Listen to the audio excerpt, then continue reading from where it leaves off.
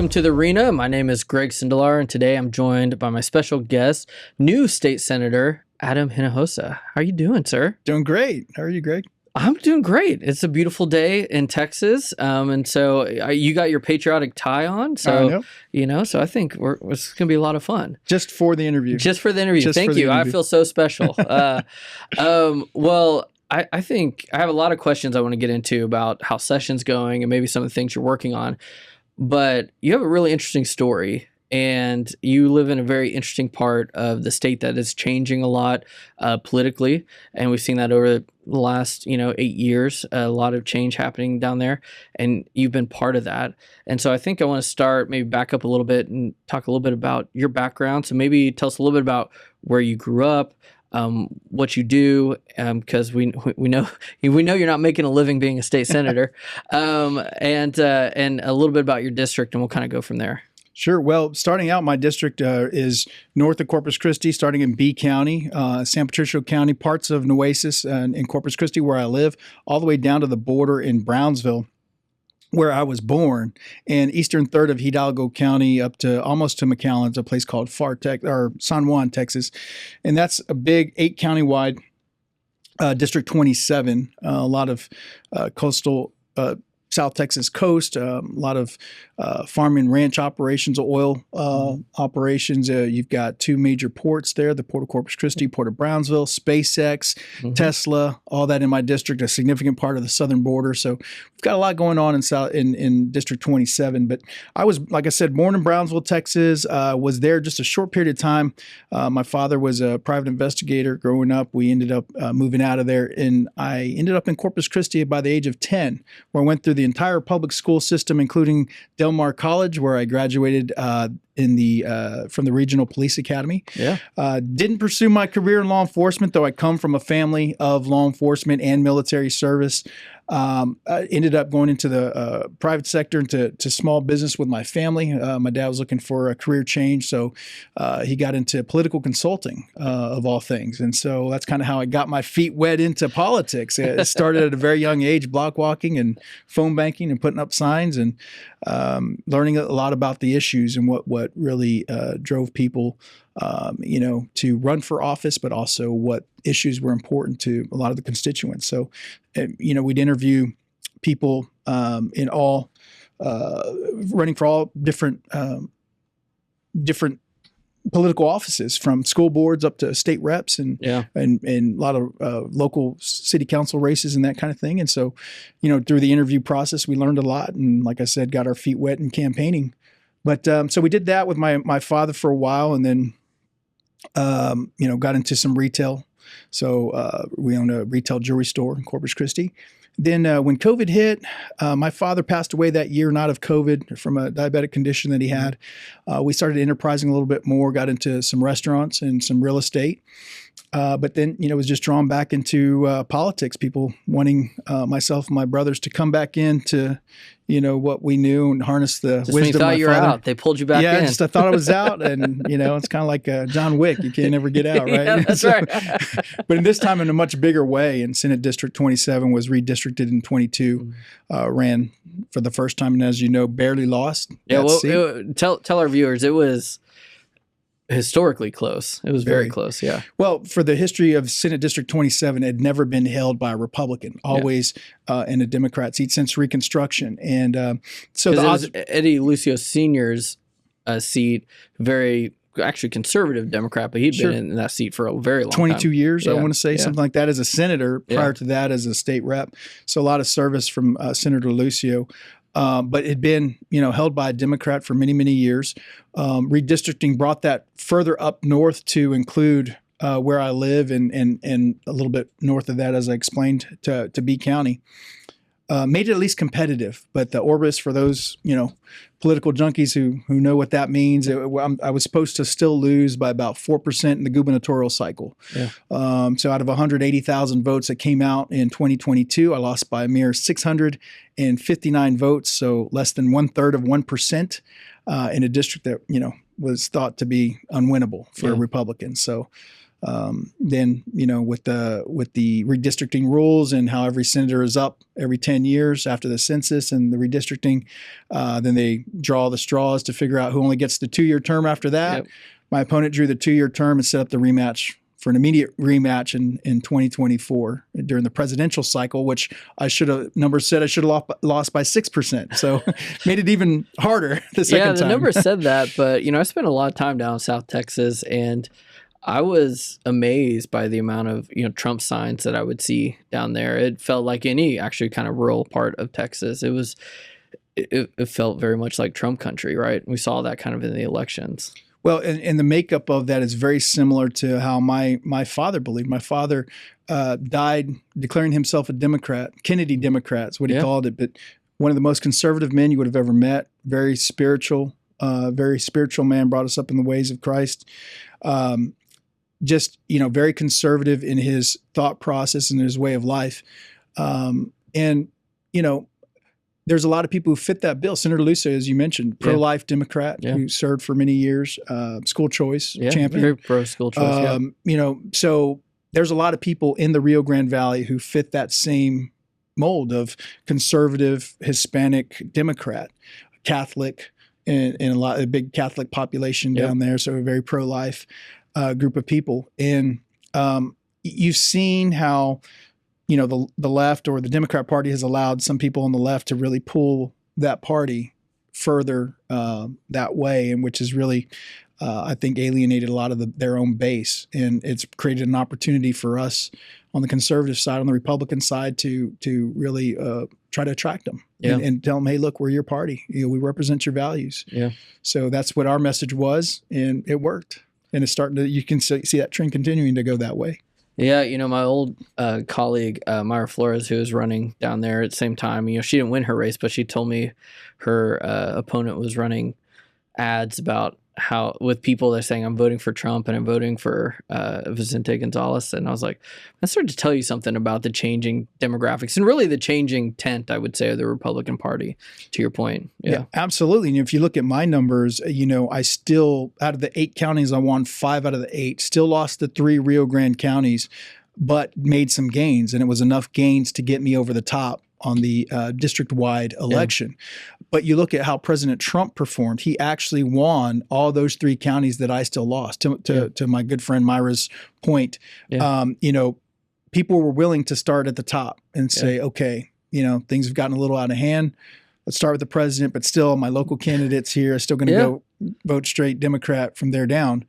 But there's a roadmap for us. There's a roadmap for, those of us who believe that with our good legislation, with our good representation, we can draw those people to look at us too. But we know where President Trump outperformed us, outperformed me in particular. And so I can go back and look at where he did better and go try to cultivate that and let people know who I am. Yeah, I think that's a really good point. And the president always has such a good nose for like what the right policies are. And a good friend of mine always said, with good policy follows good politics, right? And so as you've campaigned basically for 4 years, right? Because you had it and then almost immediately started campaigning again when the 2-year cycle came up. What are some of the policies or the big issues that you saw in your district where you thought you could use that to make some gains and maybe brought you over the top? Well, just to segue there, my father used to call it having the pulse of the community, something President Trump has mastered, to your point, something my dad was brilliant at. In a lot of his campaigns that he ran, him understanding the issues.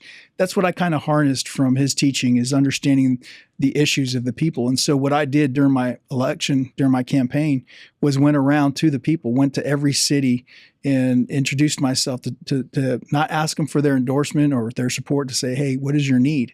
To really find out what the needs are. So in collecting a lot of that information, we were able to hit the ground running as soon as I got here, even though I got kind of a late start, didn't get my credentials till the day I was sworn in, didn't get my badge to get in the Capitol, didn't get the keys to my office till that day. I mean, there was a lot that we got a late start with in comparison to the other senators.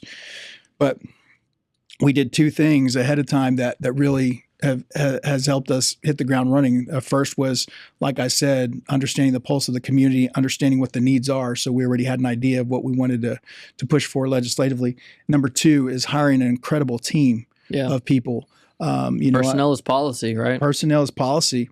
And so, I think we've talked a lot about, I had some meetings with you guys with regard to conservative policy that I was very interested in. And we are pursuing, a lot of what we had talked about, reducing property taxes, much being more fiscally responsible with our tax dollars. Reforms in different areas, increasing trade opportunities, and especially in my district. So we've got legislation that addresses several of those categories. So like I said, we hit the ground running. Yeah. Well, let's talk about a few of those. And so obviously you have as I said, a very unique part of the state, a lot of border area, a lot of, other farming communities, agriculture, things of that nature. It's rural. And so in rural areas in Texas, we're seeing issues when it comes to healthcare.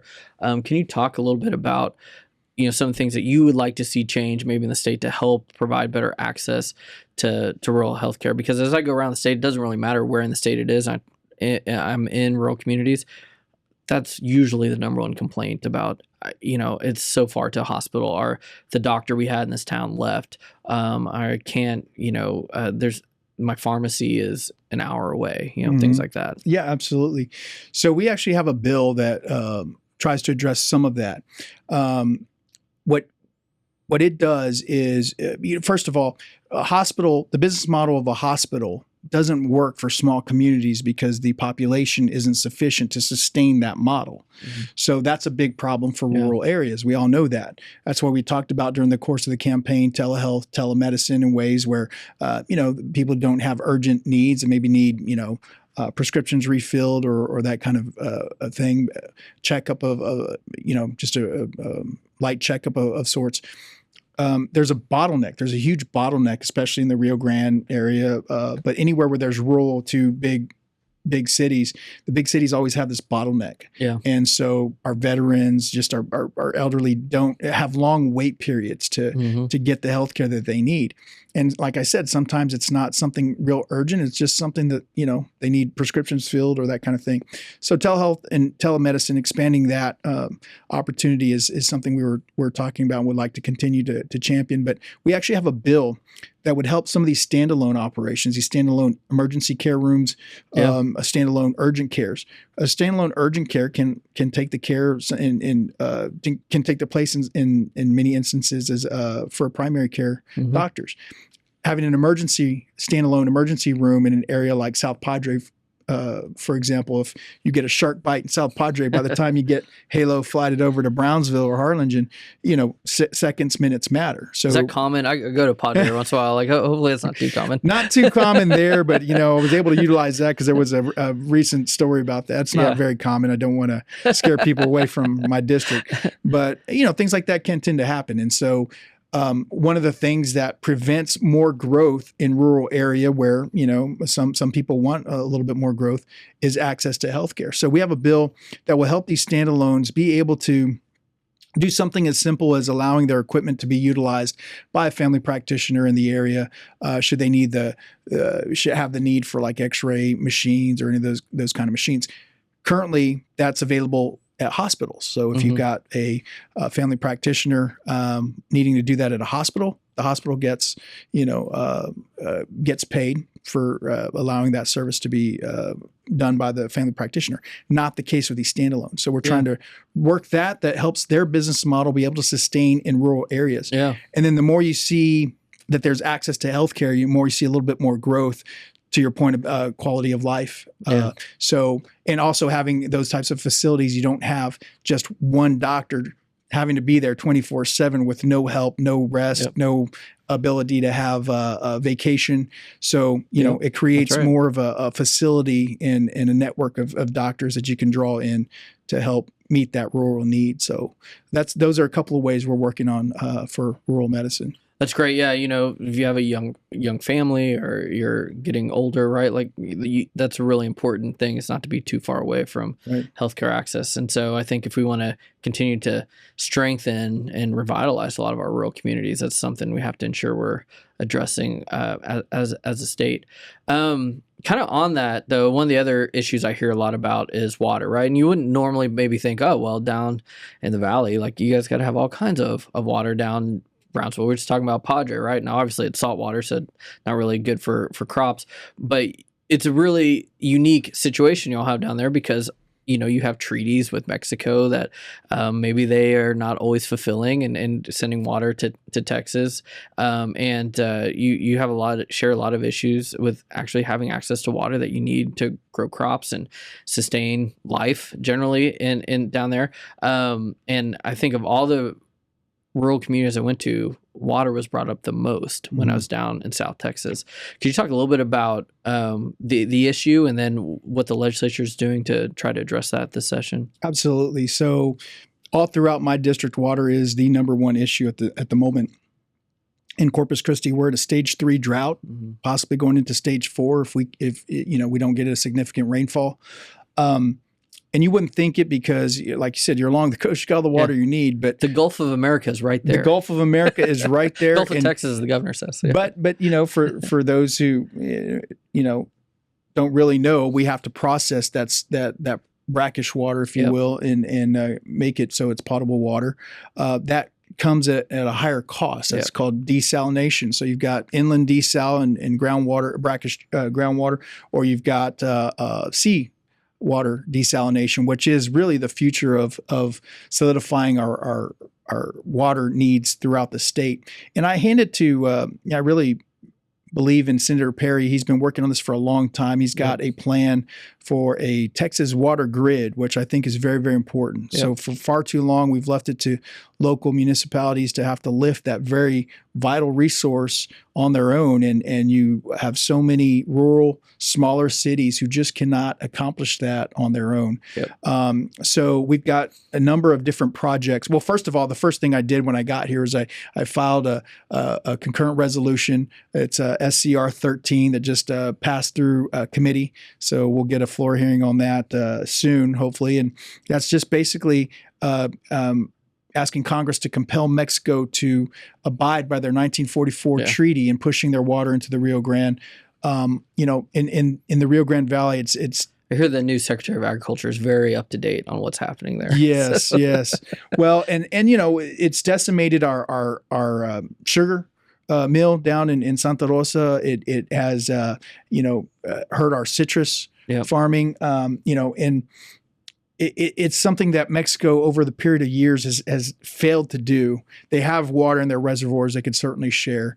And so it's compelling them to do what's right, share that water, especially for us in the lower Rio Grande Valley. It's where we're hurt the most because that's where, the water hasn't come. That's right. So that was the first thing I did, and we got that passed through committee. The other things that we're doing, we're trying to create a public utility authority to create another tool for a regional approach so that these small cities and coupled with these larger cities can work together on a regional solution that then we can fund.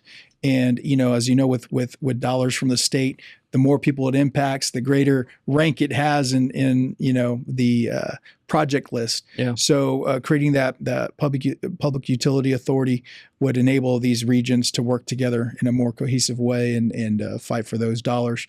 But for desal, for all the various reclamation, there's a bunch of different ways, and we need every single drop from every single solution we can find. We're never going to have too much water, but especially in my region, there's a lot of industry, like I said, and it's literally you build it, they will come. We the moment we have excess water to be able to offer, we have the waiting list of people wanting to come down to the Port of Corpus Christi, the Port of Brownsville. SpaceX is using a lot of water. Tesla.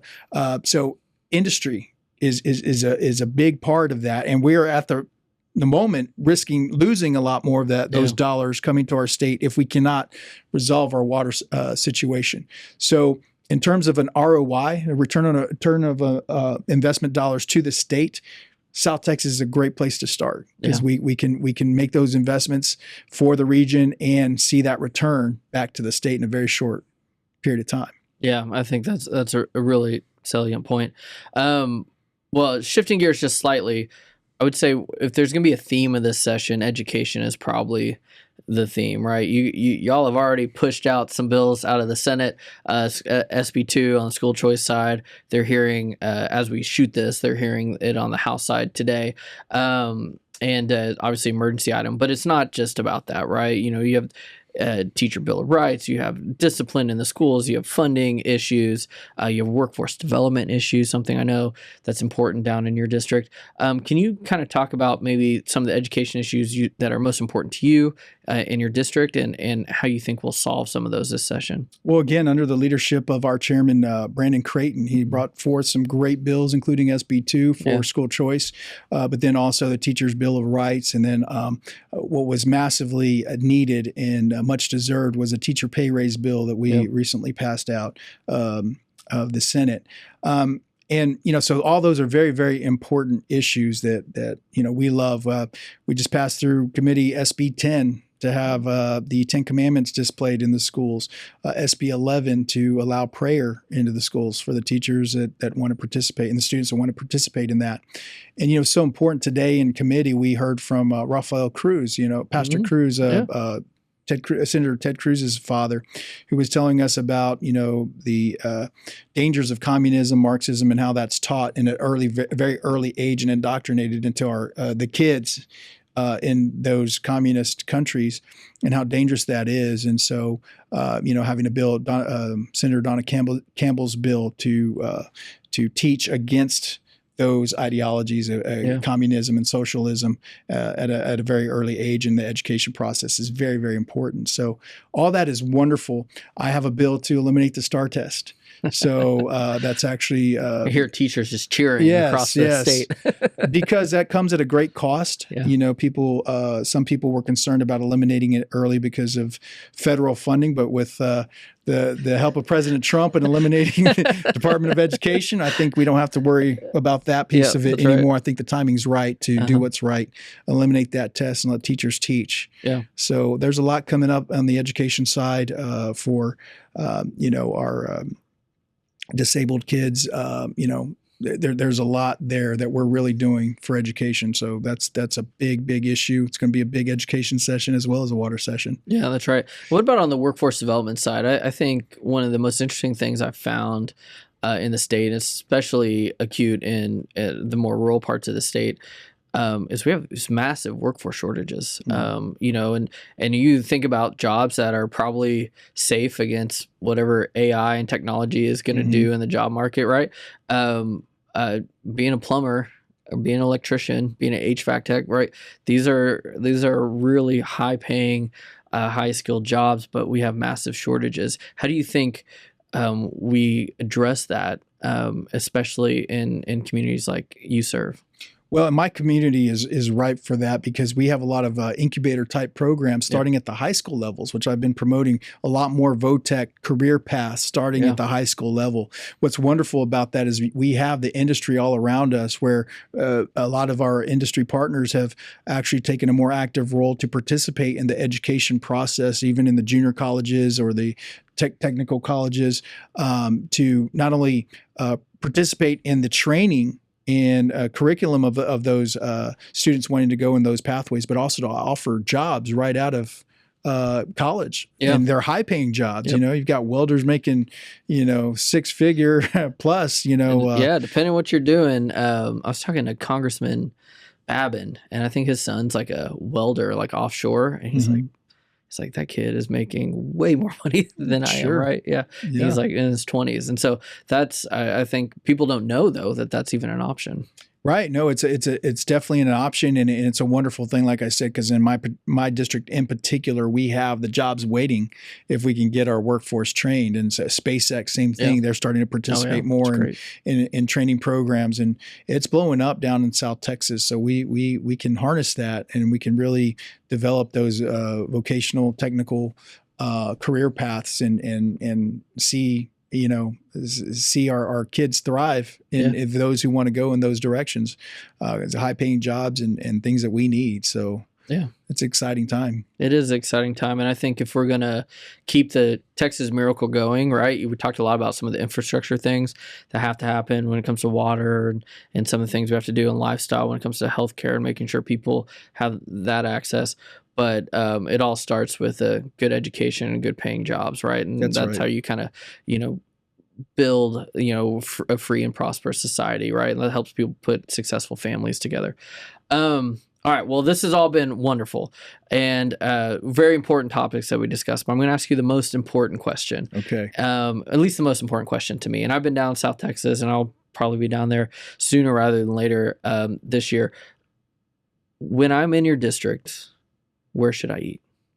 Okay. Because I think South Texas has some of the best food in the whole state.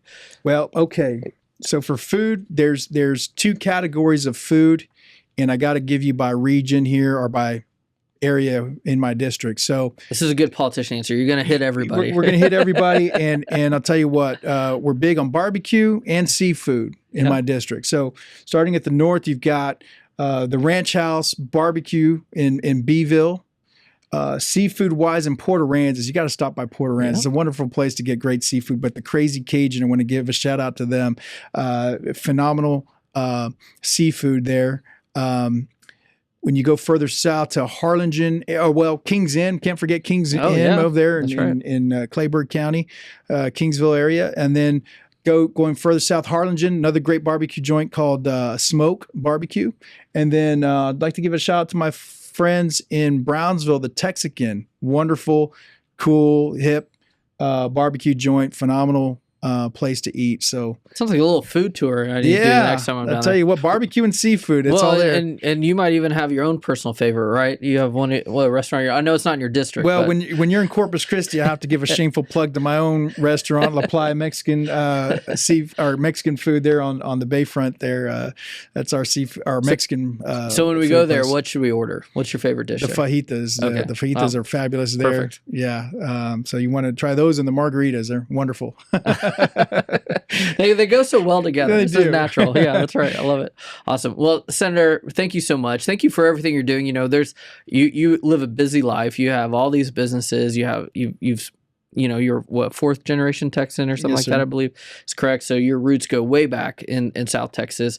But it takes a lot of sacrifice to come to Austin, spend time up here, and be in the swamp that is Austin to do good for your district. And so thank you for doing that. Thank you for doing that for South Texas. And thank you for all your work. And thank you for joining us today. Of course. And if I may just take the quick moment, since you said that it is a sacrifice in many ways, I'm honored to do it. But I have to be so grateful and thankful to my wife and our kids, that have been my rock from day one, that went through this alongside with me and is sacrificing there. I've got 4 beautiful children, ages 4 to 17. And, this is why we do what we do, is just to make sure that they have a better future for Texas, and that we continue to live the Texas dream, the American dream, and survive and put God in our lives, keep God in our lives. So that's why we do what we do. I don't think there's a better way to end it. That was beautiful. Thank you, sir. Thank you again for joining us. Thank each and every one of y'all for watching, and we'll see you on the next episode of The Arena.